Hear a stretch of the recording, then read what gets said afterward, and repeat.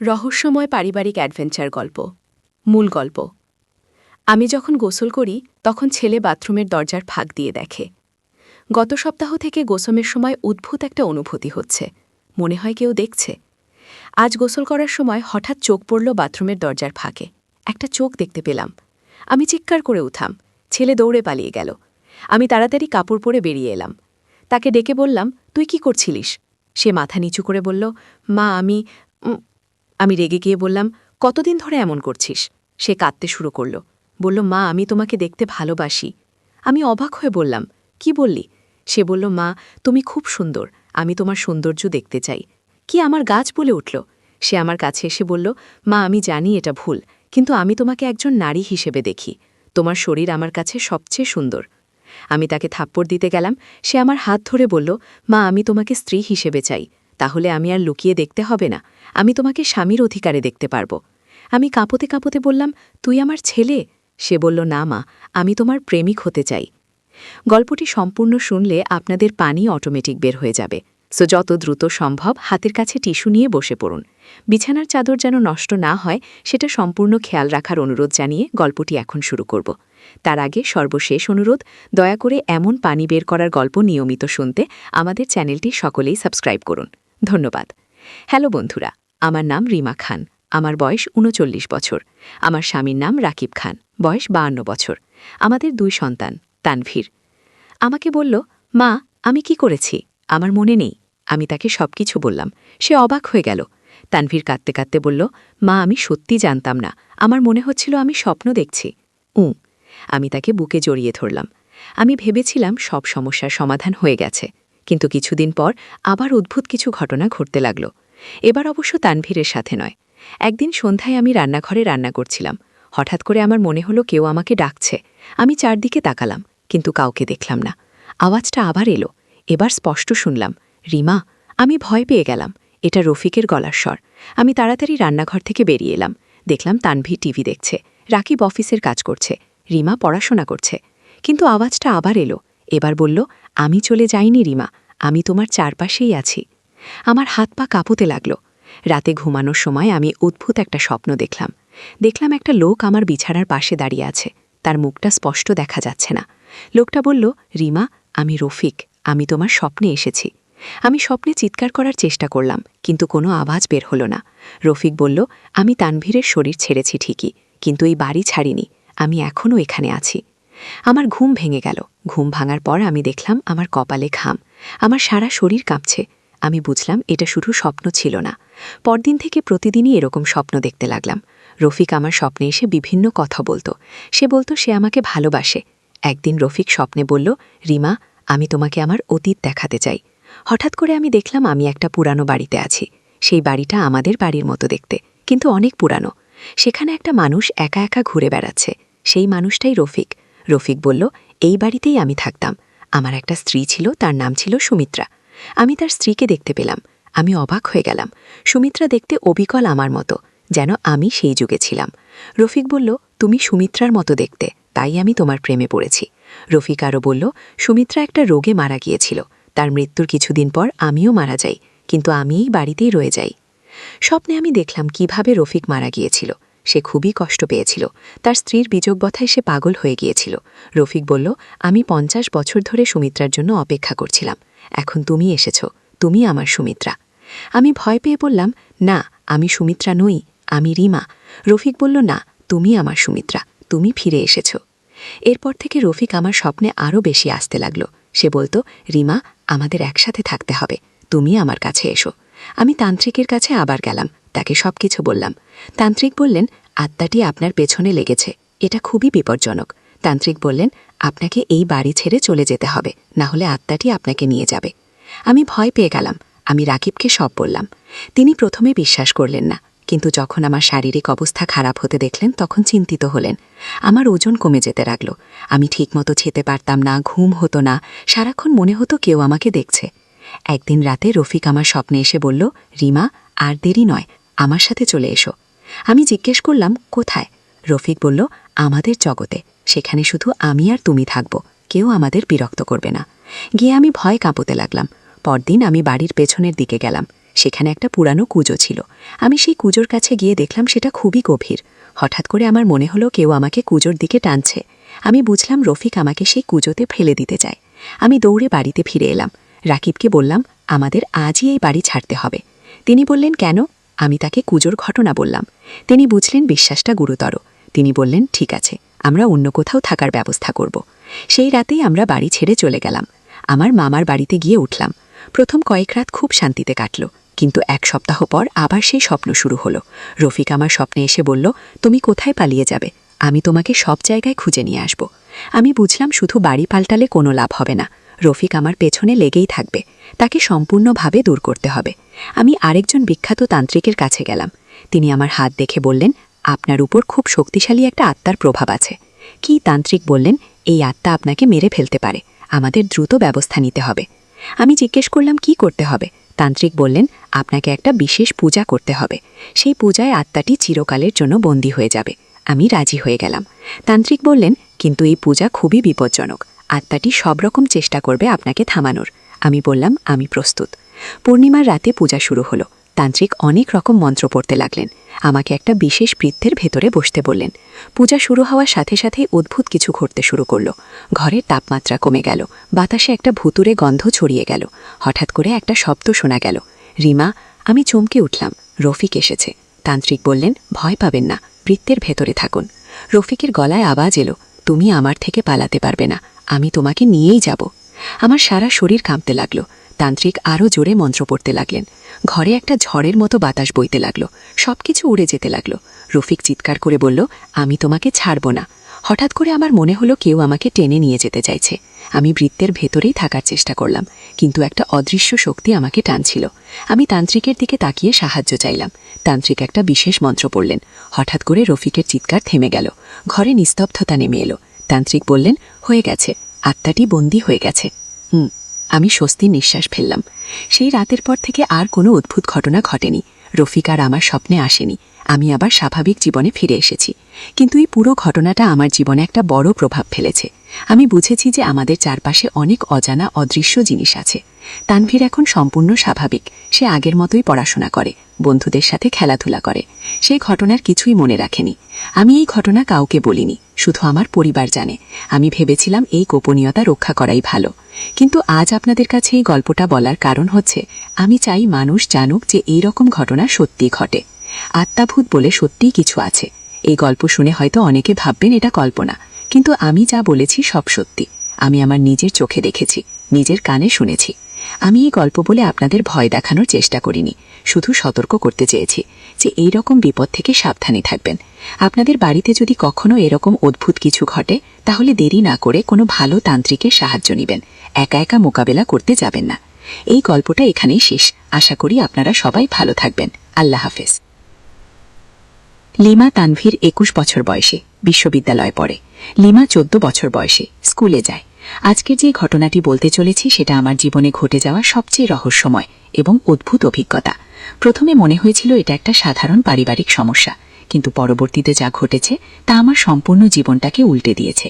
সেদিন সকালে যখন এই ঘটনাটা ঘটল, আমি প্রথমে ভেবেছিলাম হয়তো তানভীর সত্যি সত্যি কোনো ভুল করেছে। কিন্তু তারপরের কথাগুলো শুনে আমার মাথা ঘুরে গেল। কারণ সে বলল, মা, আমি তোমার কথা ভাবলেই রাতে ঘুম আসে না। আগে আমি তার দিকে তাকিয়ে বললাম, কি বলছিস তুই? সে বলল, মা, আমি জানি এটা অন্যায়, কিন্তু আমি স্বপ্নে তোমাকে দেখি। তুমি আমার সাথে কথা বলো, আমাকে স্পর্শ করো। আমার শরীর কাঁপতে লাগলো। তানভীর আরও বলল, মা, আমি তোমার হাত ধরতে চাই, তোমার গালে হাত দিতে চাই, তোমাকে আলিঙ্গন করতে চাই। আমি রেগে গিয়ে বললাম, তুই পাগল হয়ে গেছিস? সে কাঁদতে কাঁদতে বলল, মা, আমি জানি এটা পাপ, কিন্তু আমি তোমাকে ভালোবাসি। একজন ছেলের মায়ের প্রতি যে ভালোবাসা থাকা উচিত তার চেয়েও বেশি ভালোবাসি। আমার চোখে জল এসে গেল। আমি তাকে বললাম, তুই কি করছিস তানভীর? তুই আমার ছেলে। সে বলল, মা, আমি চাই তুমি আমার প্রেমিকা হও, আমি তোমাকে বিয়ে করব। আমি অবাক হয়ে গেলাম। তানভীর আমার কাছে এসে বলল, মা, আমি তোমার প্রতি শারীরিক আকর্ষণ অনুভব করি, তোমার রূপ লাবণ্য আমাকে পাগল করে দেয়। আমি তাকে ধাক্কা দিয়ে বললাম, চুপ কর। সে আবার বলল, মা, আমি তোমার সাথে রাত কাটাতে চাই, তোমার পাশে শুয়ে থাকতে চাই। আমি চিৎকার করে বললাম, তুই আমার কাছ থেকে দূরে থাক। তানভীর কাঁদতে কাঁদতে বলল, মা, আমি জানি এটা ভুল, কিন্তু আমি নিজেকে সামলাতে পারছি না। রাতে যখন তুমি ঘুমাও, আমি তোমার রুমের সামনে দাঁড়িয়ে থাকি। আমি ভয় পেয়ে গেলাম, বললাম তুই আমার রুমে উকি দিস। সে বলল, হ্যাঁ মা, আমি তোমার ঘুমন্ত মুখ দেখে, তোমার শ্বাস প্রশ্বাসের শব্দ শুনে গিয়ে আমার গা শিউরে উঠল। আমি বললাম, তুই কতদিন ধরে এসব করছিস? সে বলল, গত 6 মাস ধরে, যখন থেকে আমি তোমাকে নারী হিসেবে দেখতে শুরু করেছি গিয়ে। তানভীর আরও বলল, মা, আমি তোমার ব্যবহৃত জিনিসগুলো নিয়ে ঘ্রাণ নেই। তোমার চুলের গন্ধ, তোমার পারফিউমের গন্ধ আমাকে উন্মাদ করে দেয় গো। আমি হতবাক হয়ে গেলাম। এতক্ষণ যা শুনেছি তা আমার কল্পনাতেও আসেনি। আমার নিজের ছেলে আমার প্রতি এমন অনুভূতি রাখতে পারে এটা ভাবতেই পারিনি। তানজির আরও বলল, মা, আমি তোমাকে চুমু খেতে চাই, তোমার ঠোঁট স্পর্শ করতে চাই। আমি তাকে আরেকটা থাপ্পড় দিলাম। সে কাঁদতে কাঁদতে বলল, মা, আমি জানি তুমি রেগে গেছ, কিন্তু আমি সত্যি বলছি। গুল, আমি রাগে ফেটে পড়লাম। বললাম, তুই পাগল হয়ে গেছিস? আমি তোর মা, তুই আমার ছেলে। কুশে বলল, মা, আমি জানি, কিন্তু আমার কাছে তুমি একজন সুন্দর নারী গো। তানভীর আমার হাত ধরে বলল, মা, আমি তোমার হাতের স্পর্শ ছাড়া থাকতে পারি না, তোমার কণ্ঠস্বর ছাড়া একদিনও কাটে না। গিয়ে আমি আমার হাত ছাড়িয়ে নিলাম। সে আরও বলল, মা, আমি তোমার সাথে একটা বাড়ি বানাতে চাই, সেখানে শুধু আমি আর তুমি থাকব। আমি অবাক হয়ে বললাম, তুই কি বলছিস তানভীর? বলল, মা, আমি তোমাকে সন্তান দিতে চাই, আমি চাই তুমি আমার স্ত্রী হও। আমি চিৎকার করে বললাম, থামো, আর এক কথাও বলিস না। কিন্তু সে থামল না। বলল, মা, আমি তোমার জন্য সারা জীবন অপেক্ষা করতে পারি, আমি অন্য কোনো মেয়েকে বিয়ে করব না। গিয়ে আমার চোখে অন্ধকার নেমে এলো। এই সময় হঠাৎ করে বাড়ির দরজায় কলিং বেল বেজে উঠল। আমি চমকে উঠলাম। তানভীর বলল, মা, কেউ এসেছে। আমি দরজার দিকে তাকালাম। দরজা খুলে দেখি আমাদের পাশের বাড়ির আন্টি দাঁড়িয়ে আছেন। তিনি বললেন, রিমা বেটা, তোমার সাথে জরুরি কথা আছে। আমি তাকে ভেতরে ডাকলাম।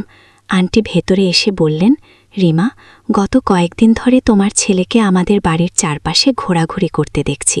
আমি অবাক হয়ে বললাম, মানে? আন্টি বললেন, সে আমাদের বাথরুমের জানালার কাছে দাঁড়িয়ে থাকে। আমার মেয়ে গোসল করার সময় সে উকি দেওয়ার চেষ্টা করে। কি? আমার মুখ শুকিয়ে গেল।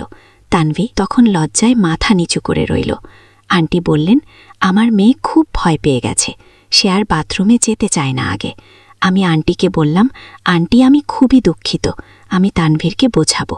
আন্টি বললেন, রিমা, ছেলেটার মানসিক চিকিৎসা করানো দরকার। আন্টি চলে যাওয়ার পর আমি তানভীরের দিকে তাকালাম। সে এখনও মাথা নিচু করে দাঁড়িয়ে আছে। আমি রেগে গিয়ে বললাম, তুই অন্য মেয়েদের বাড়িতেও এসব কাণ্ড করিস?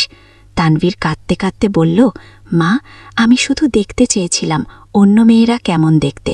আমি বললাম, কেন? সে বলল, মা, তোমার সাথে তুলনা করতে গো। আমি অবাক হয়ে বললাম, তুলনা করতে? সে বলল, হ্যাঁ মা, আমি দেখতে চেয়েছিলাম তুমি সবচেয়ে সুন্দর কিনা। গিয়ে আমার মাথা ঘুরে গেল। তানভীর আরও বলল, মা, আমি বুঝতে পেরেছি তুমিই সবচেয়ে সুন্দর, অন্য কোনো মেয়ে তোমার মতো সুন্দর নয়। আমি তাকে আরেকটা থাপ্পড় দিলাম। এই সময় হঠাৎ করে একটা অদ্ভুত ব্যাপার ঘটল।